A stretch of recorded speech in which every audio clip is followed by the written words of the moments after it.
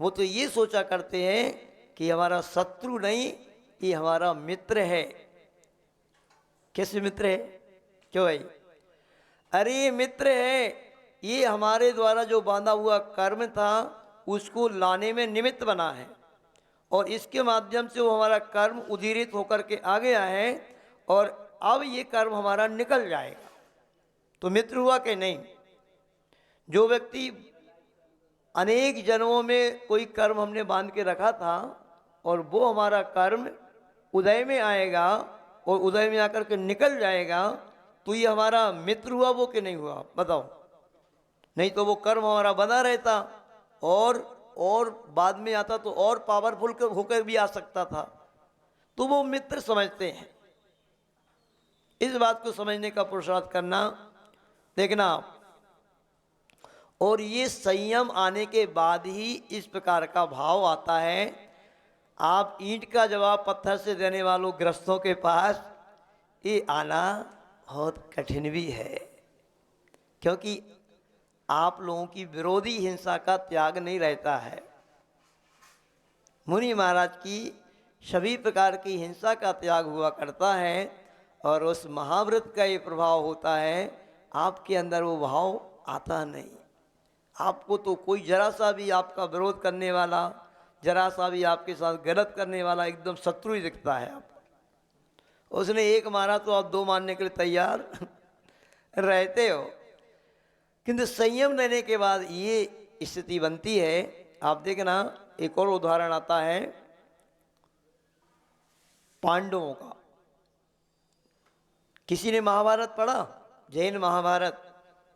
क्यों भाई, पढ़ा? पांडव पुराण, पद्म पुराण में जैन महाभारत नहीं, पद्म पुराण में तो जैन रामायण है। पांडव पुराण है, हरिवंश पुराण है, इसमें मतलब ये महाभारत समझ लो आप। मतलब हाँ, सीरियल देखा होगा। अब उसमें आपने उस सीरियल में बताया कि नहीं, क्योंकि सीरियल तो आजकल अलग ढंग से चला करते हैं, किंतु मैं आपको सीरियल बता दे रहा हूँ। अभी रामायण के कुछ सुनाए हैं, महाभारत का भी सुना देता हूँ। अपने जैन दर्शन के अनुसार ये सारे के सारे लोग, चाहे वो पांडव हों, कौरव हैं, ये सभी लोग जैन धर्म को मानने वाले थे, जैन धर्मावलंबी थे। और कहते हैं जब महाभारत कौरवों पांडवों का युद्ध हुआ, और इस युद्ध में पांडवों ने विजय भी पा ली, किंतु विजय पाने के बाद फिर उनको संसार से वैराग्य हो गया। कहाँ वो पांडव ये महाभारत युद्ध में भयंकर लड़ाई लड़ रहे हैं, और जब वैराग आ गया तो वैराग आने के बाद मुनि दीक्षा ले ली। पांचों पांडवों ने मुनि दीक्षा लेकर के, और उस पालीताना जो पर्वत है ना गुजरात में, वहाँ पर जाकर के जंगल में खड़े हो गए तपस्या करने के लिए। और उसी समय कौरवों के पक्ष का कोई एकाध जो भी व्यक्ति बचा हो, और जो उस समय राजा हो, तो वो उधर आता है, या राजा नहीं भी होगा, जैसी भी परिस्थिति में हो, वह आया। उसको मालूम पड़ा कि यहाँ पांडव तपस्या कर रहे हैं, और ये ही हैं वो जो बड़े धर्मात्मा बन गए। अब मुनि महाराज बन के तपस्या करने खड़े हो गए, हमारे सारे कौरव वंश का नाश कर दिया इनने, अब इनको नहीं छोड़ेंगे। तो वह जो भीमसेन, जिन्होंने उस महाभारत युद्ध में अनेक अनेक युद्धों को पछाड़ा था, वो सभी एक से एक बहुत बलवान थे। आप सभी जानते हो कि पांडव बहुत ज़्यादा नहीं थे, पांडव की सेना बहुत कम थी, किंतु बस एक बलशाली व्यक्ति उनके साथ था, है ना, नारायण उनके साथ थे। और वो भी अपने आप में सभी बहुत महापुरुष थे। उस व्यक्ति ने जैसे ही सोचा कि अब मौका है, उस व्यक्ति ने वहीं पर बहुत सारी लकड़ियाँ वगैरह इकट्ठी करके और वो लोहे की जो बेड़ी बनवा करके लाया था, या कारीगरों को बुलाया होगा, वहीं पर ही लोहे की बेड़ियाँ बना बना करके गरम कर करके और हाथों में, पैर में, गले में। देखा कभी लोग एक चित्र देखा आप लोगों ने? आपको तो पता ही नहीं होगा, बहुत सारे लोगों को। महाराज कहाँ पता रहेगा? हम दो, हमारे दो, हमारा बंगला, हमारी गाड़ी, हमारा जॉब और हमारा मोबाइल, इसके अलावा हमें कोई ध्यान नहीं महाराज, कोई पता नहीं कि क्या दुनिया में हो रहा है, क्या वो शास्त्रों में लिखा है, क्या वो जैन रामायण है, क्या वो महाभारत है, क्या वो पुराण है, कुछ पता नहीं महाराज। ऐसी बात है कि नहीं? अधिकांश लोगों का यही हाल है कि नहीं? मुझे इतना दुख होता है, अभी जंगल जा रहे थे तो यही बात चल रही थी, इतना दुख होता है ऐसे लोगों को देख कर के जो धर्म से नहीं जुड़ पा रहे हैं, नहीं जुड़े हैं, बस जोरों के गुलाम बने हुए हैं, बच्चों के गुलाम बने हुए हैं, परिवार को ऐसे समझ रहे हैं कि ये तो बिल्कुल हमारे लिए वरदान है, ये पूरा हमारे साथ अंतिम समय तक ये तो हमारे साथ जाएगा, ये बिल्कुल हमारे बहुत परम हितैषी हैं। ऐसे समझ करके आप अपने कर्तव्य को भूल रहे हैं। मतलब ये आप अंधे हो रहे हो। कहने का तात्पर्य है आप अंधे हो रहे हो। ये नहीं कह रहा हूं मैं कि आप अपने कर्तव्य का पालन ना करें, कर्तव्य का पालन तो हर व्यक्ति को करना चाहिए, किंतु आप ये मोह रूपी मदिरा को पी करके आप बेहोश ना हो। कहने का तात्पर्य मेरा इतना है बस। बेहोश हो जाओगे ना तो इसका परिणाम आपको बहुत गलत भोगना पड़ेगा। फिर क्या करना? पूत कपूत तो काधन संचय और पूत सपूत तो काधन संचय, ये दो पंक्तियां आती ना।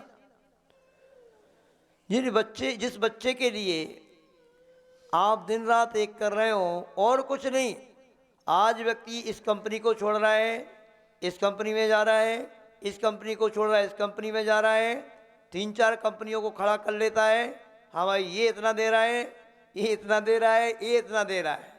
अब बेचारे कंपनी वाले भी बढ़ा देते हैं कुछ, और आप पैकेज के चक्कर में अपनी ड्यूटी बढ़ा देते हो, अपना सब कुछ समर्पित कर देते हो वहाँ पर, और उस जिस बच्चे की फीस लाखों रुपया दे कर के और आप उस बच्चे को बहुत अच्छा बनाना चाह रहे हो, है ना, एक कर्तव्य तक ही आप अपना कर्तव्य कर पाओगे। क्योंकि ये ज़माना ऐसा है, कितना भी आप पुरुषार्थ करोगे, उसको अगर कोई एक गलत संस्कार पड़ गया और जाकर के उसने बियर पकड़ ली, बाटल पकड़ ली, वो व्यसनों में फंस गया। क्योंकि आज प्रत्येक व्यक्ति का जो ध्यान है ना, सिर्फ और सिर्फ लौकिक पढ़ाई की ओर है, यहाँ पर धार्मिक पढ़ाई की ओर ध्यान नहीं है। यहाँ पर आज प्रत्येक व्यक्ति अपने बच्चे को पाठशाला नहीं भेज रहा, आज प्रत्येक व्यक्ति गुरुओं के पास नहीं ला रहा है उन बच्चों को। बहुत कम लोग हैं। जिन लोग बहुत ज़्यादा पढ़े लिखे लोग तो ऐसे सोचते हैं कि इधर जाएंगे तो हो सकता है भाई धार्मिक संस्कार बच्चे के अंदर ना आ जाएं, और ये भी डर है। अब एक ही तो है इकलौता, अब इकलौता ही है, यदि मुड़ गया इस ओर तो और घाटा हो जाएगा भाई। फिर और शक्ति है नहीं आपके पास, क्योंकि आज व्यक्तियों की शक्ति नहीं बची है। क्यों नहीं बची है? अपनी शक्ति को पहले ही खो रहे हो आप। बहुत सारे लोग तो शक्ति को खो देते हैं, और बहुत सारे लोग तो आजकल एक जो आपका एक मांगलिक जो कार्य होता है, जिसको आप मंगल मानते हो, आपका विवाह परिणय जिसको आप बोलते हो, वो ही समय पे नहीं हो रहा है आज के ज़माने में। ये जॉब करने वाले 30-30, 35-35 साल के हो जाते हैं। मतलब समझ लो 40 के बाद तो व्यक्ति का डिमोशन होने लगता है। 40 साल के बाद ध्यान रखना, आपकी ओरिजिनल उम्र नहीं बचती अब। समझ लेना आप। एक जगह से आता है, क्या आता है, एक घटना आती है। अब देख लो 40 के बाद, और आज व्यक्ति 30-35 तक पहुंच जाते हैं कोई कोई, तब तो शादी होती है। मतलब आप अपना सारा कुछ वृद्धावस्था की ओर आप जाने लगे हो, तब तो विवाह हो रहा है आपका। पूछो इन बड़े बुजुर्गों का विवाह कब होता था? 18, 20, 21, 22 साल की उम्र विवाह की हुआ करती है। उस समय वो सारा का सारा आप लोग खेल कूद में, मनोरंजन में समय निकाल लेते हो। एक जगह ऐसी बात आती है, वैष्णव दर्शन के अनुसार कहते हैं सारी सृष्टि की जो रचना है ना, वो ब्रह्मा जी करते हैं। वही हिसाब किताब बनाते हैं पूरा, किसको क्या करना है, क्या बनना है। और इसके अनुसार, इस घटना के अनुसार, इस प्रसंग के अनुसार, यह ब्रह्मा जी के पास एक व्यक्ति पहुंचता है। उन्होंने बुलाया कि भाई तुम्हें धरती पर जाना है, और धरती पर जाकर के सब क्या करना है, धरती पर जाकर के उन्होंने कहा धरती पर जाकर के तुम्हारे लिए अब गधा बनना है। गधा बन के क्या करना पड़ेगा? अब इतना नहीं समझते, गधा बन के करना क्या है? फिर पीठ पे वजन लादना और बस ये ड्यूटी रहेगी तुम्हारी, इधर और ले जाना वजन को। और यदि नहीं चल पाओगे तो बढ़िया कोड़े लगेंगे, माल लगेगी तुम्हारे लिए, यही तुम्हारा काम है। अरे साहब, कितने समय तक रहना पड़ेगा वहां पर? 40 वर्ष की उम्र तो देते हैं तुम्हारे लिए, ठीक है, 40 की देते, 40 की उम्र तो बहुत हो जाएगी, थोड़ा कंसेशन किया जाए, कुछ कम किया जाए। उन्होंने भी कहा, वो जो बहुत अनुनय विनय की गई उसके माध्यम से, तो चलो 20 वर्ष कम कर देते हैं। और 20 वर्ष उनने अपने रिजर्व बैंक में रख ली। इसके बाद दूसरा व्यक्ति का नंबर आया। वो कौन था? अरे जो व्यक्ति था, फिर मुझे क्या करना है?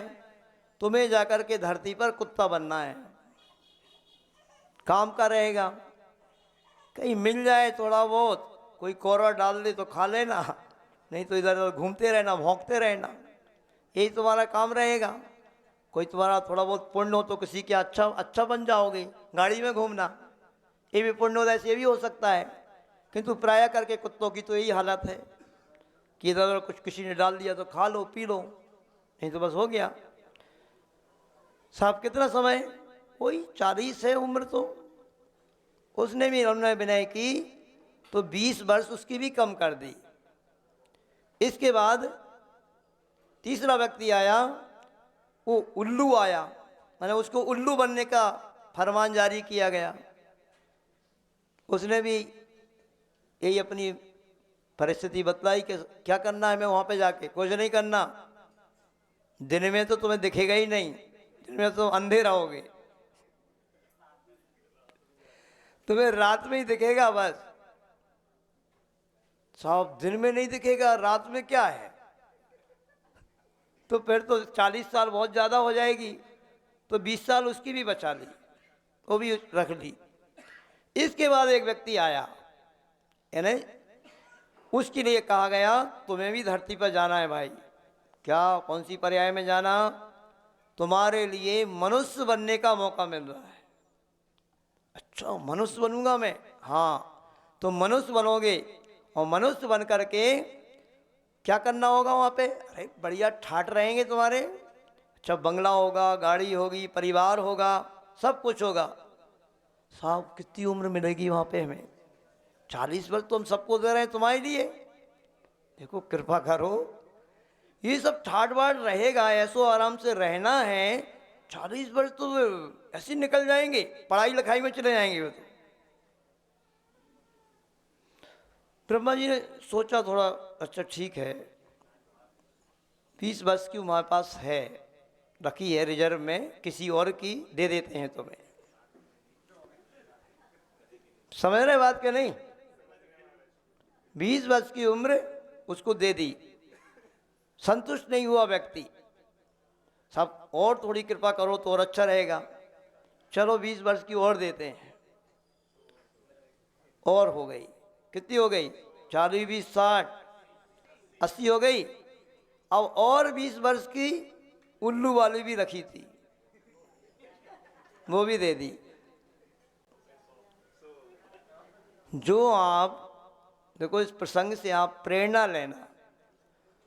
आपकी जो ओरिजिनल उम्र है ना, उसको तो तुम ऐसे ही इधर उधर के कामों में खो दे रहे हो। उसके बाद 2-5 साल में आप 30 साल में आपका विवाह हो रहा है आजकल। 10 साल के बाद, 40 के बाद थोड़ा बहुत कोई बच्चा हो जाता ना एक आध, तो बस वो को लेकर पीठ पे घूमते रहते हो। बस वही गधे की उम्र तुम्हारी प्रारंभ हो गई, ओरिजिनल उम्र तो खत्म हो गई। आप गधे बन करके उस बच्चे को कैया लेकर के पीठ पे बैठा करके बस घूमते रहते हो और स्कूल भेजते रहते हो, खिलाते रहते हो। अब ये तुम्हारी ओरिजिनल उम्र नहीं, समझ लेना। और थोड़े से और ज़्यादा, अब 50 उम्र पार कर गए तो फिर आपके 60 के बाद कौन सी उम्र प्रारंभ हो जाएगी? वो जो बच्चे हैं ना आजकल बड़े हो जाएंगे ना, वो तुम्हारे साथ ऐसे ही व्यवहार करने वाले हैं। मतलब आप सोचो इस बारे में। ये आज के बच्चों को सिर्फ और सिर्फ आप मात्र 2-3 लाख रुपए लगा करके स्टैंडर्ड स्कूल में पढ़ा रहे हो, और जहाँ पर संस्कार का नामो निशान नहीं। अभी कुछ बच्चे कल वहाँ से प्रतिभा श्री से पढ़ करके आए, जो बच्चियाँ प्रतिभा श्री में पढ़ती हैं। हम पाठशाला वहाँ पर शाम को चल रही थी, वो बच्चे आए वहाँ पर, ऐसे बढ़िया उनके अंदर विनय, भक्ति, समर्पण, ऐसे बढ़िया भजन उन्होंने सुनाया, ऐसे बढ़िया संस्कार उनके बच्चों के देख करके मन प्रसन्न हुआ। कैसे भूत हैं माता पिता, और कैसे अपने बच्चों के शत्रु हैं ये, जो इन बच्चों को कहाँ भेज रहे हैं, जहाँ पर उन बच्चों के संस्कारों का कोई अता पता नहीं कि उनका क्या होना है। आप जिस स्कूल में भेज रहे हो, जिस कॉलेज में भेज रहे हो, कुछ समय के बाद वो बच्चा आपके घर आएगा कि नहीं आएगा, कॉलेज से गायब हो जाएगा, कोई पता नहीं। इस बारे में विचार करो। तो वो आपकी पर जब कुत्ते की उम्र शुरू होगी ना, तो ये बच्चे, आजकल के जो बच्चों के तो यही हाल है कि वो आपके साथ ऐसा व्यवहार कर सकते हैं। इस बारे में विचार करना। और फिर जब उल्लू की हो जाएगी, कितने के बाद? 80 के बाद उल्लू की। अरे उल्लू की उम्र तक तो पहुंचना ही नहीं आपको। आज वर्तमान में ऐसा वातावरण बन गया है कि आप पहुंच ही नहीं पाओगे। तो सोचो, विचार करो आप लोग, आपकी ओरिजिनल उम्र 40 है, 40 के पार होते ही आपकी डुप्लीकेट उम्र प्रारंभ हो जाएगी। इस बारे में विचार करना। तो क्या कर महाराज जी, कहना क्या चाह रहे हो आप? क्या मतलब है आपका? क्या करें हम लोग?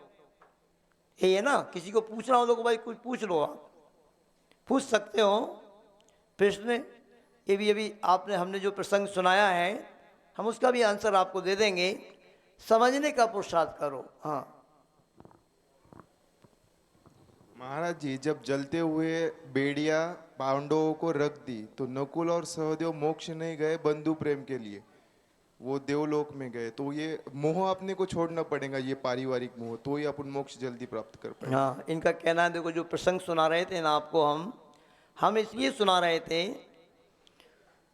कि ये संयम का प्रभाव है। बहुत अच्छा आपने प्रश्न किया। पहली बात तो ये ध्यान रखना, मैं आपको जो बात बता रहा था ना, ये जो घटना अपनी चल रही थी, कि ये जो विपाक विचय धर्म ध्यान होता है वो आपके पास नहीं आ पाता है। वो एक संयम लेने के बाद ही आता है, मुनि बनने के बाद ही आता है। और वह जो 5 पांडवों को जब वो लोहे की बेड़ियां पहना दी गई, तो ऐसे सूरवीर उन पांडवों के अंदर भी ऐसी तपस्या कर रहे थे ना, वो हो सकता उनको भी रिद्धियां प्राप्त हो गई हों। वो चाहते ना तो जो बेड़ियां पहना रहा था ना, उसकी तरफ ऐसा देख लेते ना, तो वो भस्म हो जाता वहीं पे। ये मुनि महाराज ऐसे होते हैं, इनके पास अनेक प्रकार की साधना होती है, तपस्या होती है। क्योंकि जो दिगंबर मुनि महाराज थे वो प्राणी मात्र के प्रति करुणा से भरे होते हैं, दया से भरे होते हैं। रंच मात्र भी किसी दूसरे व्यक्ति का बुरा नहीं सोचते हैं, कभी भी उनके मन में किसी के प्रति द्वेष की भावना नहीं आती है। ऐसा जो व्यक्ति होता है ना, तो उसको रिद्धियां उत्पन्न हो जाती हैं। तो उनके पास भी रिद्धियां होंगी, किंतु उन्होंने समतापूर्वक उसको सहन किया कि हमारे कर्म का उदय है, ये मान करके उन्होंने सहन किया और किसी की तरफ कुछ नहीं देखा। पर भैया ने जो प्रश्न किया है, कहते हैं इस तरीके से उस महान भयंकर उपसर को सहन करते हुए समतापूर्वक उन पांडवों ने अपना मन ध्यान में लगाया और कहते हैं उस परम शुक्ल ध्यान को ध्याते हुए उन्होंने सिद्धत्व को ही प्राप्त कर लिया, 3 पांडवों ने। और 3 पांडव आज सिद्ध सलाह में विराजमान हैं, युधिष्ठिर, भीम और अर्जुन। 2 जो नकुल और सहदेव थे, कहते हैं ऐसा नहीं समझना चाहिए देखो कि उनको अपने भाइयों के प्रति मोह हो गया। वो भावलिंगी मुनि महाराज थे, ये तो कह दिया जाता है आज के ज़माने में इस प्रकार से। भावलिंगी मुनि महाराज थे, उनके मन में मोह वगैरह कुछ नहीं आया। एक ये समझ लो तत्संबंधी विशुद्धि नहीं बढ़ पाई कि उनको शुक्ल ध्यान लगा करके वो केवल ज्ञान को प्राप्त कर लें। ऐसा नहीं है कि उनके मन में कोई भाइयों के प्रति मोह ममता आ गया। अरे जो मुनि महाराज बन गए, मुनि महाराज बन के खड़े हुए हैं ध्यान में, तपस्या में, अब उनके पास कोई मोह ममता नहीं था, वो द्रव्यलिंगी नहीं थे। ये तो द्रव्यलिंगी साधु के अंदर आ सकता है इस प्रकार का भाव। वो तत्संबंधी विशुद्धि नहीं बढ़ पाई, इसलिए उनको केवल ज्ञान नहीं हुआ। ऐसा है वो। पर इस प्रसंग से आप बस यही शिक्षा रहना आप लोग तो कि देखो आपके अंदर वो भाव आ नहीं पाता है, किंतु फिर भी आप लोग इन प्रसंगों को सुन करके थोड़ा सा अपने शत्रु के प्रति, अपने परिवार के प्रति थोड़ा सा अपना मोह ममत कम करने का पुरुषार्थ करें। जो मैं आपको शिक्षा दे रहा था, यानी बात बता रहा था, ये मैं नहीं कह रहा हूँ कि आप अपना परिवार छोड़ दो, आप अपने घर को छोड़ दो, आप अपने बच्चों को छोड़ दो, ये मैं नहीं बोल रहा हूँ। मैं ये कहना चाह रहा हूँ आपसे, आत्महितम कादब्बम, ऐसा आता है। अपनी आत्मा का हित करना चाहिए प्रत्येक व्यक्ति को, और यदि समय रहता है तो परहितम भी कादब्बम, दूसरे का भी हित करना चाहिए। किंतु आचार्य कहते हैं जब आत्महित और परहित की बात आती है तो कहते हैं आत्महितम सुष्ठु कादब्बम, अपने आत्मा का हित बहुत अच्छे से करना चाहिए। तो अपने आत्मा का हित कब करोगे आप? यदि तुम इसी चक्कर में पड़े रहोगे तो एक जो सामान्य कर्तव्य है आपका, उतना ही आप 7 पीढ़ी की चिंता नहीं करो, आप उस बच्चे की भी इतनी ज़्यादा चिंता नहीं करो कि इसके लिए हम कुछ नहीं करेंगे तो क्या होगा, इसको मकान बना करके नहीं देंगे तो क्या होगा, इसकी पढ़ाई। तो भैया एक सामान्य कर्तव्य करो, सामान्य कर्तव्य कर दिया ना, उसके लिए ज़्यादा अपने दिमाग पे वजन नहीं ला दो। जो बात अभी बोली थी, पूत सपूत तो का धन संचय और पूत कपूत तो का धन संचय। यदि वो कपूत निकल गया ना तो तुमने जितने बंगले खरीद के रखे ना सारे को बेच देगा, जितना तुमने बैंक बैलेंस बनाया ना सारा उड़ा देगा। पिताजी मर गए मेहनत कमाई करके, खून पसीना एक एक करके, बड़ा बड़ा जॉब कंपनी में सारी 14 घंटे की ड्यूटी दे दे करके वो सारा तुम्हारा बैंक बैलेंस खाली कर देगा। उसमें सोसाइटी में जा कर के बियर की बाटलें खाली करके और वैष्णव में पढ़ करके वो सारा राख कर देगा, सारा खाली कर देगा बैंक बैलेंस। और आप क्या करोगे?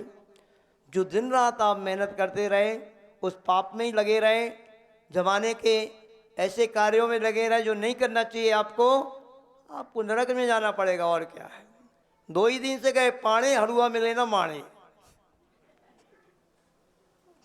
क्या हुआ? जिस बेटे के लिए, परिवार के लिए आप लगे रहे, वो तुम्हारा साथ तो देने वाला नहीं है कोई। पूछ लो अभी, जिसकी श्रीमती जी बैठी हो यहाँ पर, पूछ लो आप सारे लोग, इंजीनियर लोग, कि भैया हम इतना तुम्हारे लिए कर रहे हैं दिन रात, तुम्हारे लिए तरह तरह के वस्त्र आभूषणों के लिए, ज्वेलरी के लिए, फ्लैट्स के लिए, गाड़ी के लिए। अच्छा, इसमें जो बहुत आरंभ परिग्रह से हम लद रहे हैं, इसका फल हमें हो सकता हमारी नरक आयु बन जाए। तो कौन कौन साथ में चलोगे आप हमारे?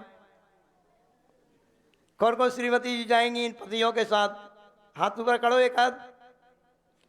यानी इनको उसके फलस्वरूप नरक में जाना पड़ेगा, तो कौन कौन जाएगा इनके साथ नरक? कहाँ है जयेश भैया, कहाँ है? नहीं आए? दूध बांट रहा है। जिसकी भी यहाँ पर जीवन साथी बैठा हो, आप जरा इशारा करके पूछ तो लो कि भैया इसका फल हमें नरक भोगना पड़ेगा, आप चलोगे ना साथ में? जब यहाँ साथ दे रहे हो, जीवन साथी हो, तो भैया वहाँ भी साथ देना है ना, जाना चाहिए।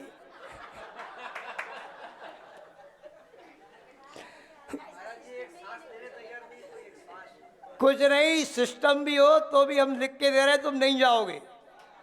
हाँ, हम बनवा दे रहे हैं सिस्टम, चलो जाओगे? कोई नहीं जाएगा। कौन जाएगा नरक? भैया तुम जाओ, जहाँ पर एक दाना खाने को नहीं मिलना है, एक सेकंड सोने को नहीं मिलना, दिन रात मार काट चलना है, हम क्यों जाएंगे वहाँ पे?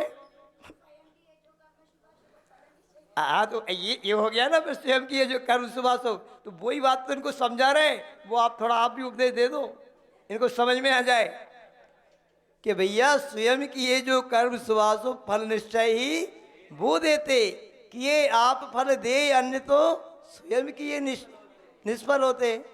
वो वही बात तो समझाना चाह रहे हैं। अशोक जी समझ लो अच्छे से। अब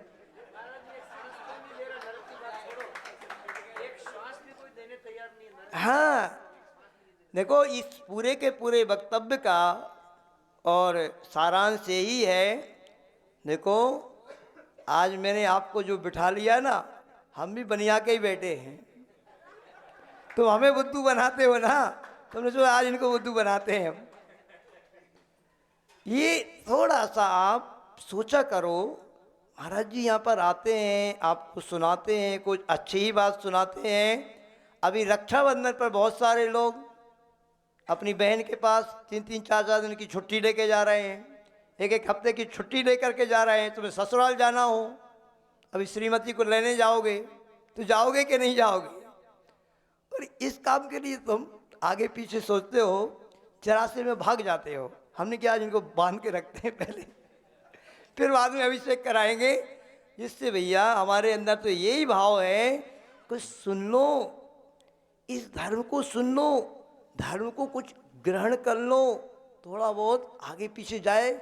अगर तुम बहाना भी बना दोगे ना, तो ज़्यादा पाप नहीं लगेगा तुम्हारे लिए, क्योंकि ये चीज़ यदि आप सुन लो और आपके मन में यदि ये बात चुभ जाए, लग जाए, कुछ घर कर जाए, तो आप मन बनाओ। सभी लोगों से मेरा बहुत अंदर से मतलब करुणा और ऐसा भाव मेरे अंदर आता है, और कुछ नहीं। आपको लगता तो होगा महाराज जी, जेको जाको ना फटी बिमाई, वो का जाने पीर पर आई। मतलब महाराज जी, अब आपका घर है ना, परिवार है ना, बच्चे हैं, आप हमारी परिस्थिति आप नहीं समझ सकते हो, है ना? यही कहोगे अब, और का कहने वाले तो यही हो। पर ऐसा नहीं, मैं समझ रहा हूं परिस्थिति आपकी सबकी, उसमें प्रेरणा यही दे रहा हूं।